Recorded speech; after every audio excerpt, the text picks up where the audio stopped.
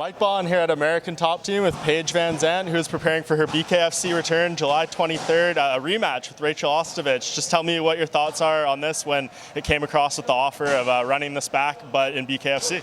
I'm super excited. Actually, they had said Rachael for my BKFC debut, but I don't know that she had signed yet, or we're just kind of waiting.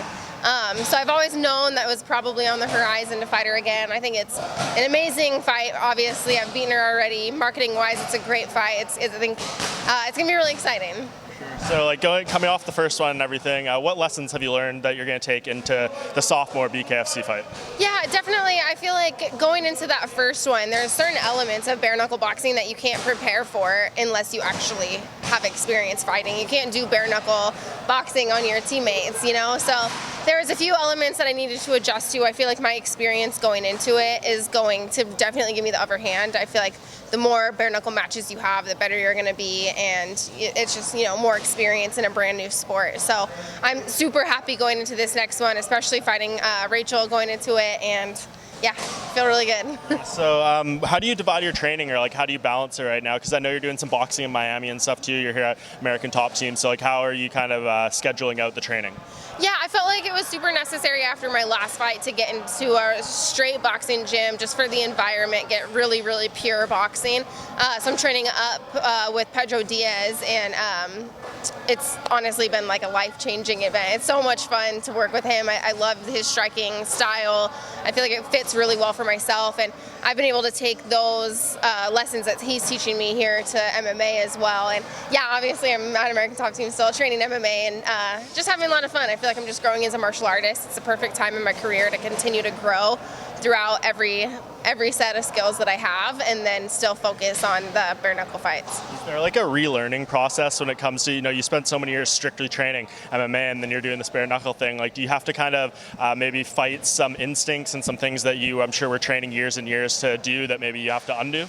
Yeah, I think there's certain elements. I think more than anything, it's becoming a better striker helps you throughout your entire career, no matter what you do. So I feel like I'm developing my striking, but the differences for bare knuckle are more adjusting to the rounds, adjusting to the short rounds, adjusting to the distance, the range. There's just a few small elements, but all together it's going to make me a better striker for MMA and just a better striker all overall. So it's not necessarily that I have to relearn, it's just learning new things to continue to grow. Yeah, and when this fight was announced, you made the tweet, come for the boobies, stay for the violence, or whatever it was. With this fight with Rachael, do you feel like, just the one fight, is that going to give you a significant upper hand when she's coming into this never having done bare knuckle before?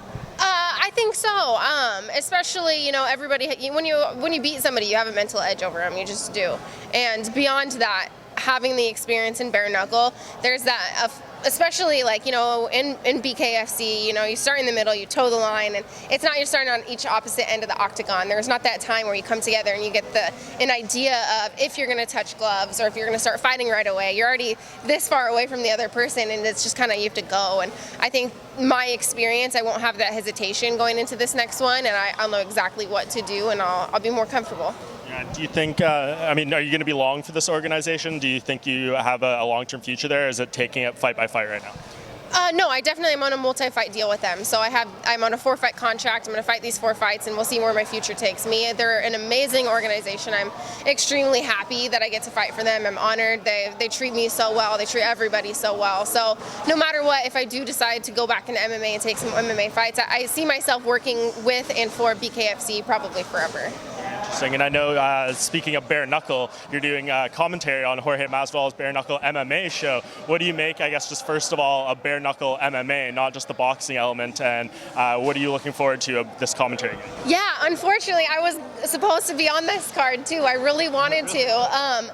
But I'm fighting, obviously, July 23rd. I'm fighting Rachael. It was a little too close to go into a bare knuckle MMA fight and then go into bare knuckle boxing. But you can probably count me in. I think it's so exciting. I'm really excited that I get to commentate for it. It'll just further develop my commentating skills. It's something I've done a little bit here and there. So it just kind of makes me better and more well-rounded. And I get to sit cage side at some really, really exciting fights.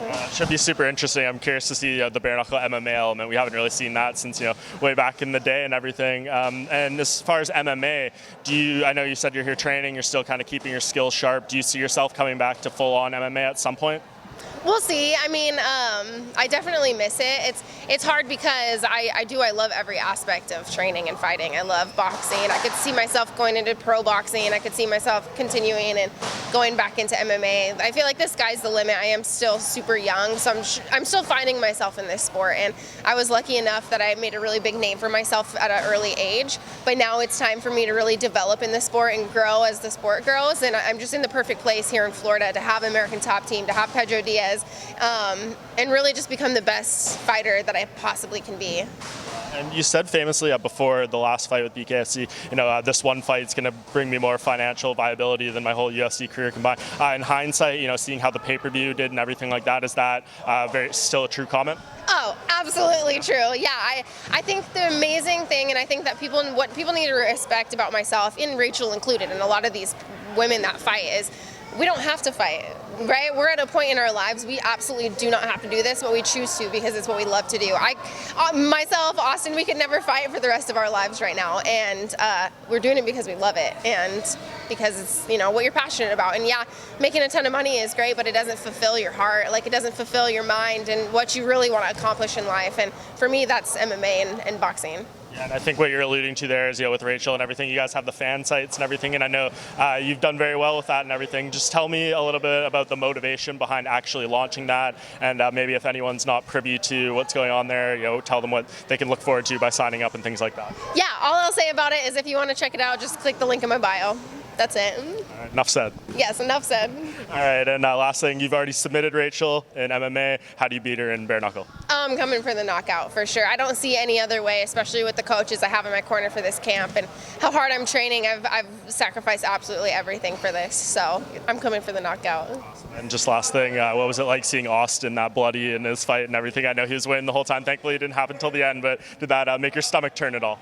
Absolutely not. It made me so excited, and I could just see him hit. Like, for me, I feel like looking at him, I was so proud of him in that moment. He beat someone who's obviously very talented and a very high-level fighter in Bellator, but I don't think I'll be satisfied. He'll be satisfied until he gets that belt, so he's coming for it. Yeah, and I just talked to him a few minutes ago, and it seems like I was here before the fight, and he wasn't willing to make that bold statement of I should be fighting for the belt, but it seems like this win gave him that confidence to speak out and say all that stuff. I mean, do you see a change in him, as well as he's doing in MMA, like his confidence and his well-roundedness in his fight game really shining through? Absolutely. I think Bellator adding the rankings, though, made a huge difference for Austin to go in and beat somebody that was that highly ranked and to really, obviously, dominate all 3 rounds. There was no question that he was better in that fight. And he's fought very, very talented people his entire career, but somebody like Fabian, who is a really crisp striker, he's super good, and Austin, wasn't fazed by it. You could really see how he's developing as a fighter, and I feel like right now is the perfect moment for him to get the title. Awesome. And just last thing, map out your 2021, the rest of it. You have the fight in July. Do we see you again for the rest of the year? Does it kind of depend on how the fight goes, what type of damage you take, things like that? No, I'm for sure I'll be fighting again this year. So I think for the rest of the year, it's around me and my husband. So I'll fight, he'll fight, I'll fight, and then maybe he'll sneak one more in too. Awesome. Well, power couple killing it. Appreciate the time, Paige, and it's great to see you as always.